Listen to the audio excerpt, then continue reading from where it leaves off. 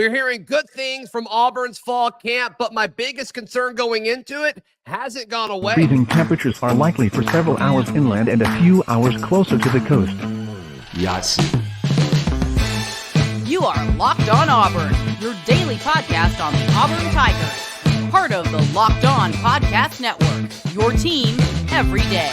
Yes, welcome on into Locked On Auburn, your daily Auburn Tigers podcast. I'm your host, Zac Blackerby. Thank you so much for making Locked On Auburn your first listen every single day. Joining us on this Thursday, our weekly guest, Jake Crain of Crain and Company, and with the Daily Wire. A lot of good reports, Jake, coming out of Auburn's fall camp. My biggest two concerns going into it was Auburn going to be able to rush the passer, and what would the receiving game look like? Let's start our conversation today talking about rushing the passer. It's gotten a little bit better because it sounds like Jalen McLeod, the App State transfer Jack linebacker, Jake, it sounds like he is absolutely being a menace to block early in fall camp.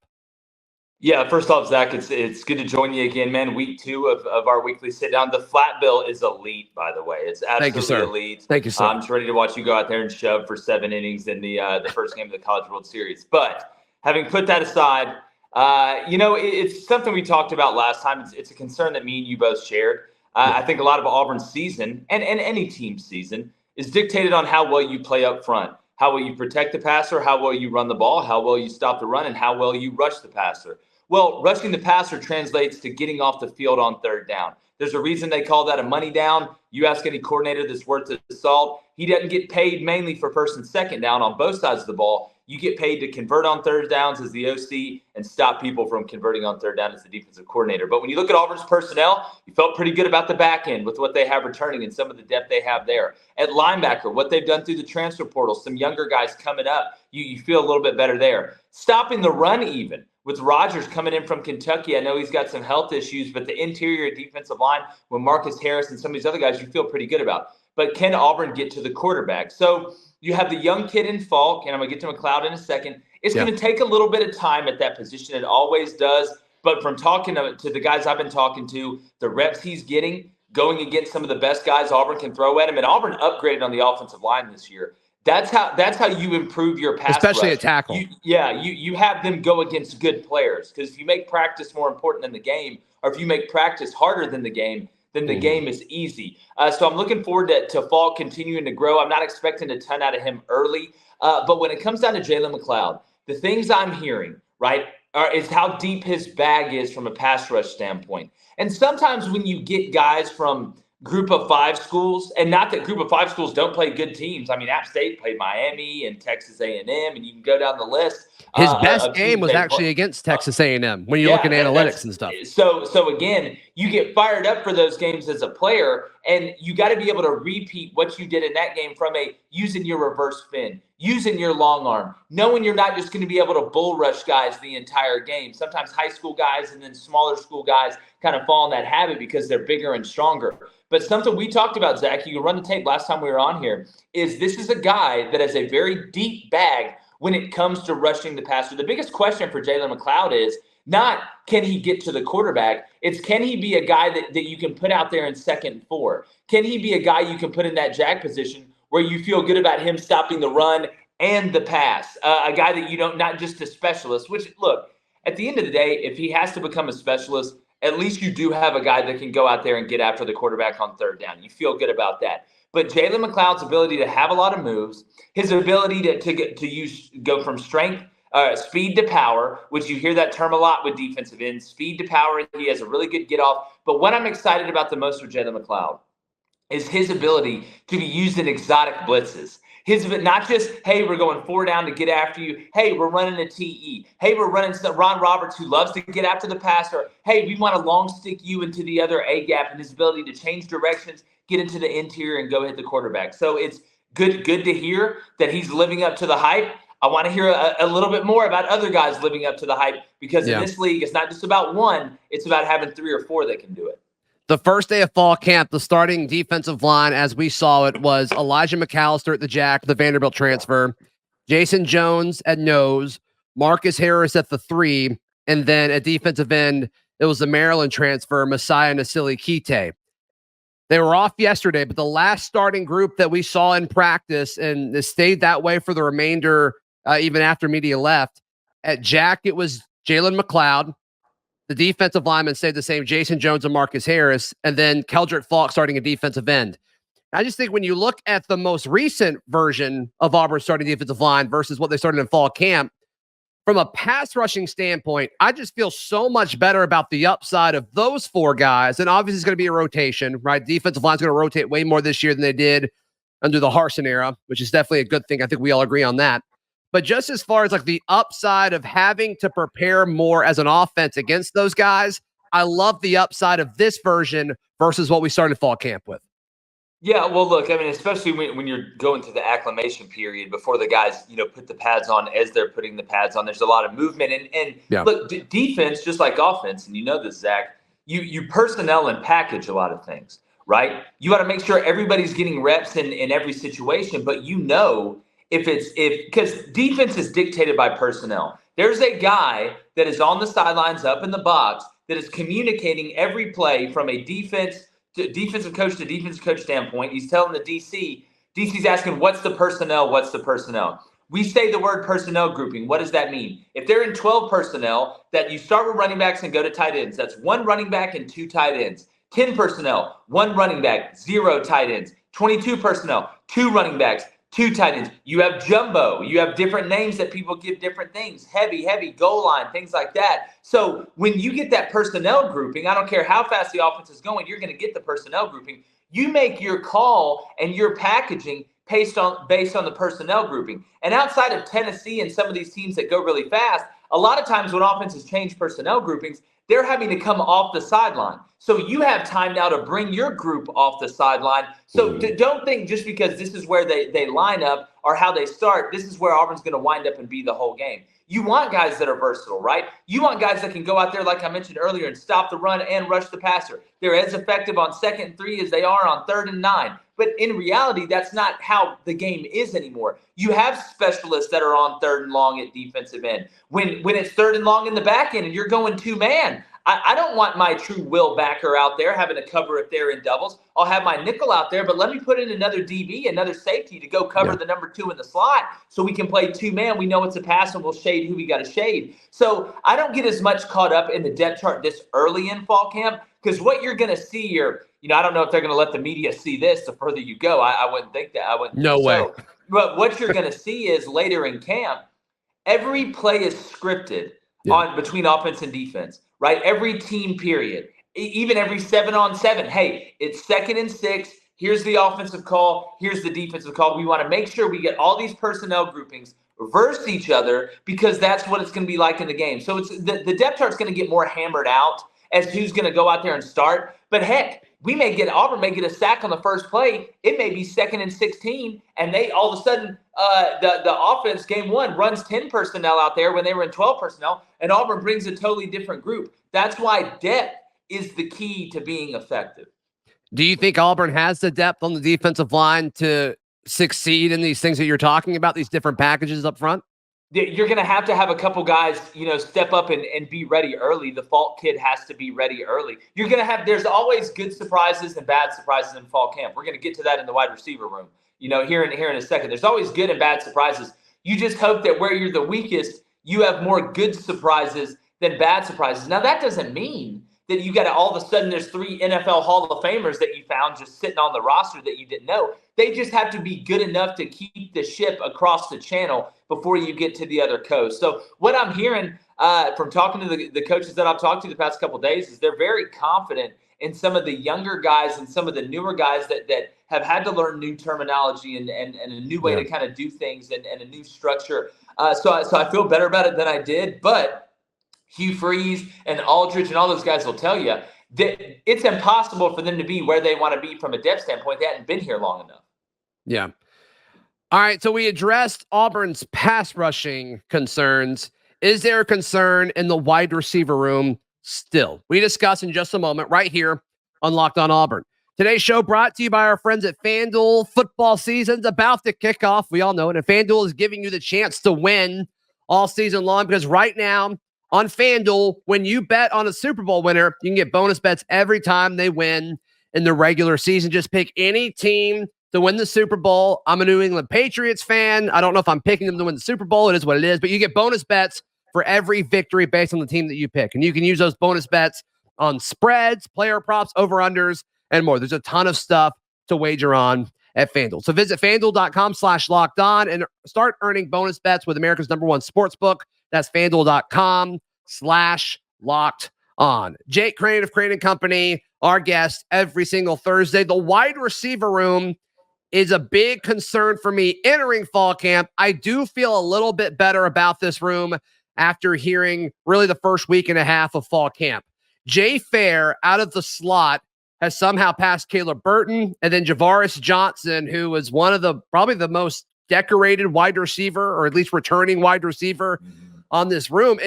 We haven't heard anything really about him, Jake, because it's been all about Jay Fair tearing up defenses from the slot. That's a surprise to me, but man, what a pleasant surprise it is.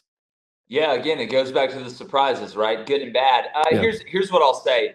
We came on here and I talked about Caleb Burton last time, being a guy in that slot. And I think you can move him around. I think you can play multiple positions that can hit the home run. Like Javaris Johnson is a good player, he's a solid player, right? He's a guy that's got really strong hands, catches the ball away from his body. Not the biggest guy, but he's got a very high IQ. He's not beating anybody from LSU for a 70-yard touchdown, right? He isn't outrunning anybody at Georgia that last 25 yards to break away and score. I feel like Jay Fair and Caleb Burton can do that. And that's something that Auburn hasn't had in a while. How many home runs? And I'm talking about against legit teams. I'm not talking about Mary Margaret of the blind and deaf school that you play as a cupcake game. I'm talking about the elite of the elite, the guys that you're playing that have NFL speed. How many players has Auburn had lately that can turn on the burners and go run away from them for a 60-yard touchdown?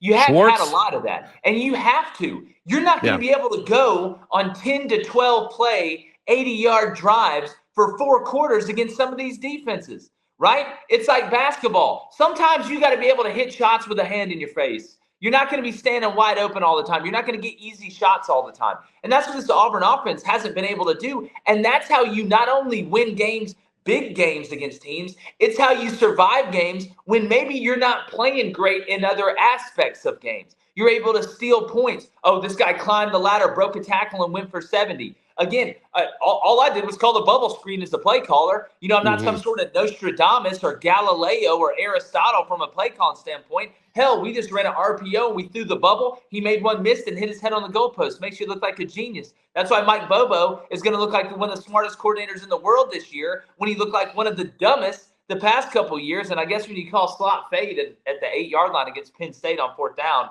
maybe you should get called that, but that's a story for another day. But no, it's good to hear. I'm not over it either, Jake. I'm not over it either. You need more of them. You can't just have one of them because that at the end of the day, when you have weapons everywhere, you can't double everybody, and you make defensive coordinators really nervous to take chances when they know they can't just shade one way. So hearing about Jay Fair is great. You need to hear some more names. You need to hear some more guys that are stepping up making those plays. Yeah, whenever the starters are lined up in front of the media, the starters have been Nick Mardner and Camden Brown on the outside, and then Jay Fair at the slot. Yeah. But I'm not really hearing any reports about Nick Mardner or Camden Brown. The reports I'm hearing, talking to folks that are at practice the entire time, Jake, it's Jay Fair, it's Shane Hooks, and it's Jair Shorter. Those are the 3 names out of the wide receiver room that I keep hearing over and over and over again. Yeah, well, look, receivers in practice, they kind of come and go. And what do I mean by that? Not saying that they don't work hard, but you're like, man, this guy had a huge catch today. All it takes is you catching one ball for 60 yards for everybody just like the Joker just lose their minds. They just absolutely freak out. Now, that's not saying that these guys aren't going out there and balling out, however you want to put it, but you'll hear names rotate. Well, what I want to hear is, how are they blocking on the outside? What's the attitude in that room? Nick Mardner can go make the play. Camden Brown has the potential to go make the play. Now we got to see Camden do it, right? That body type has to translate to on the field. Javaris Johnson, we know what he is. Hearing about Jay Fair, new up and coming, that's great. I want to know how physical this room is. I want to know how the leadership in this room is, because I know Peyton Thorne and the quarterbacks in that room can deliver them a good ball. Can they go make the play? Some of them are already proven. I think you may hear some of the new guys trying to give them some confidence when you hear the other guys talk. That's something that leaders and older guys tend to do. But you'll notice the ebb and flow for receivers getting credit. It's just that's fall camp. It comes and goes because they're up and down. You may have a day where the quarterbacks don't target them a lot. You don't get a ton of targets. You don't have a ton of chances. And then you have other days where you make 4 or 5 catches, including an all-star catch, spectacular catch. Now, all of a sudden, you're going to win the Biletnikoff. Right. And then obviously it matters about these guys getting open, because I think Auburn's had the talent at wide receiver, even dating back to the Gus Malzahn era, has just been separation. Can these guys get open? And as a receiver, that's one of the many jobs you have, is to be able to create space and get open. But scheme has such a big part of this. You're a big believer in Hugh Freeze's scheme. We'll see how Philip Montgomery's style sprinkles in and combines with what Freeze is going to do on offense. But to me, I think that's the most exciting part of this room. I think the most exciting part of the wide receiver room isn't even necessarily about the wide receivers themselves. It's about what Hugh Freeze can do with wide receivers. And that's still it's just a theory up to this point. And sure, he's done it and everywhere else that he's been, but until he does it at Auburn, it's still just us talking about it until they actually go out and create space with scheme and their own abilities. Yeah, well, I mean, look, we had a wide receivers coach used to tell the receivers, listen, this is the one position that, in your relationship, you do want separation. And obviously at DB, I didn't want separation. I want to make sure we at least stayed together till the kids got through high school. But you look at the scheme. I think Phil Montgomery, coming from that Art Briles spaced it out system, you're going to get a mixture of spacing combinations, not the actual play spacing, but you're trying to get the DBs, you're messing with their alignment. They're used to with receivers lining up in certain areas, because most receivers, depending on what formation you get, right, they line up off of the hash. They line up off of the numbers in similar areas. Well, Art Briles and Philip Montgomery, these guys, they changed all that. They changed the dividers. It's almost like defending the triple option for a week as a DB, because all your spacing's thrown off. It's not, all right, well, we know we're in yellow, yellow, yellow. We're going cover 4. Well, they come out 2 by 2. He's going to be 3 yards off the hash, so I line up here on my divider. No, it changes that. So you almost have to learn a new place to line up, which that can give you that extra step, right? I do think Auburn's had talent enough to create some separation, but they haven't had guys with a ton of wiggle enough down the field to be able to separate. And we're not talking about separate at the catch point where you turn a 50-50 ball and you're neck and neck with the guy to a 70-30 ball. It's running by somebody. It's absolutely shaking somebody down, old Wild West saloon style, on a double move or sluggo or something like that. But a big part of that piece, Zach, has nothing to do with the receivers. A big part of that piece has to do with Auburn being able to run the ball. Because when you're effective running the ball, that safety's worried about having to run that alley on the front side.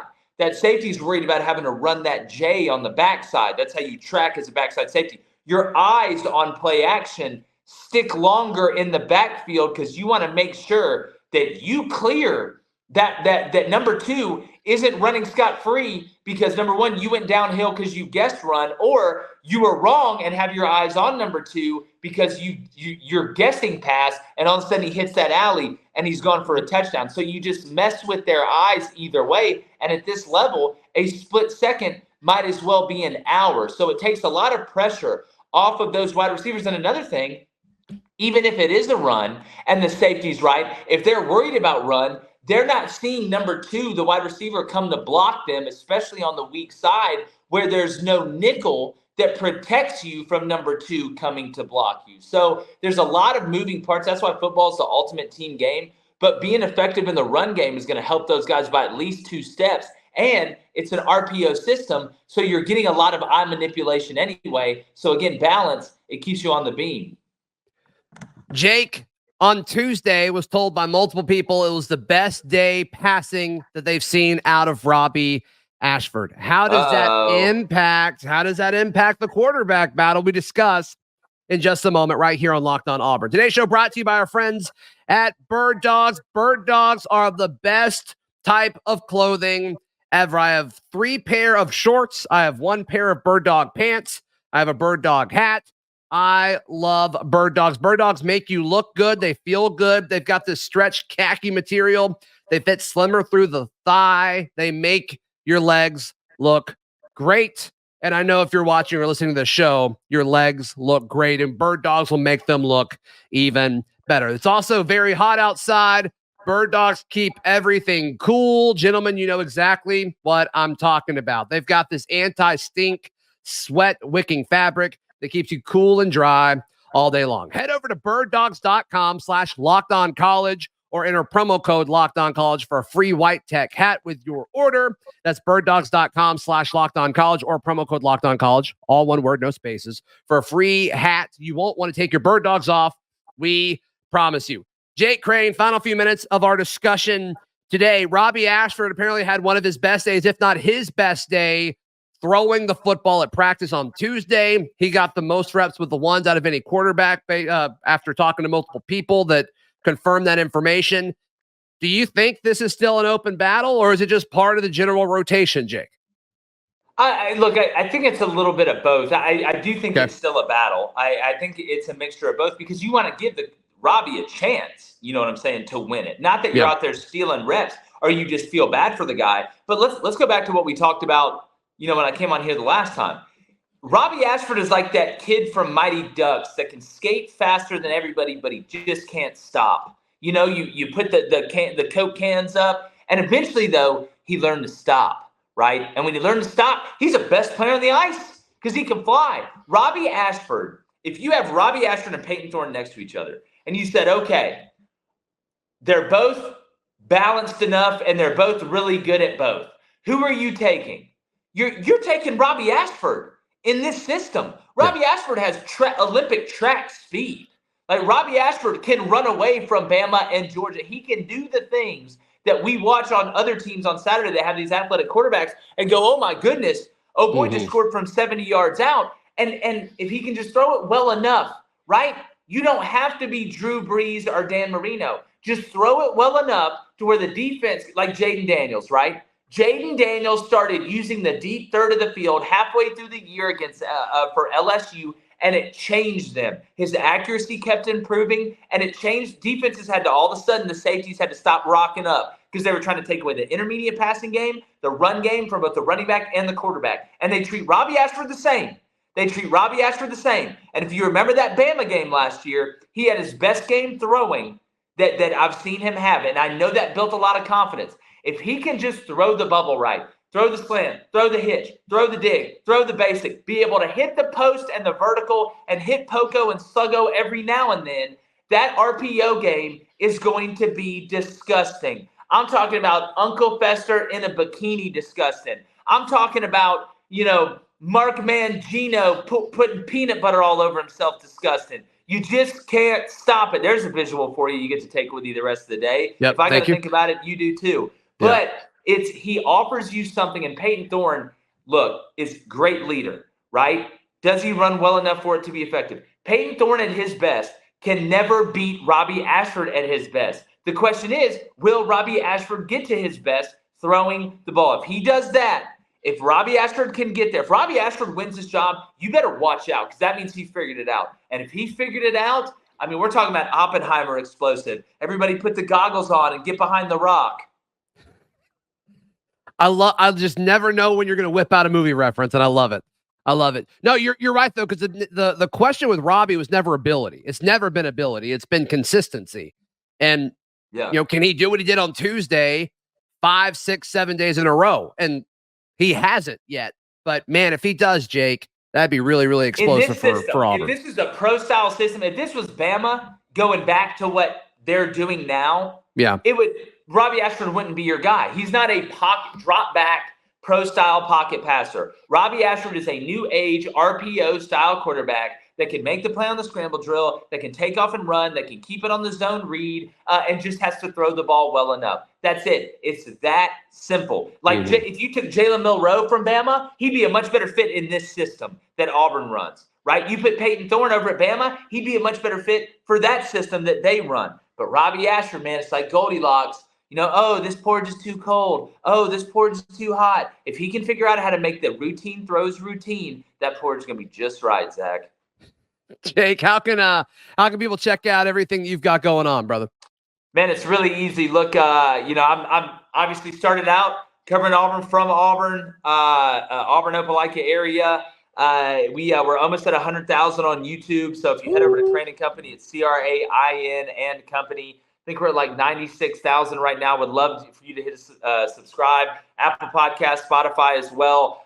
Look, we talk everything. We just had Jeff Collins on. I'm out here in Vegas right now. I'm going to go watch Power Slap. Dana White invited us out here, so I'm pretty jacked and tan about that. But yeah, we're talking everything college football, NFL, live calls, live chat. And if you like Zac's show, and Zac does a hell of a job, and Zac, I even say this when I'm not on your show, you do a hell of a job.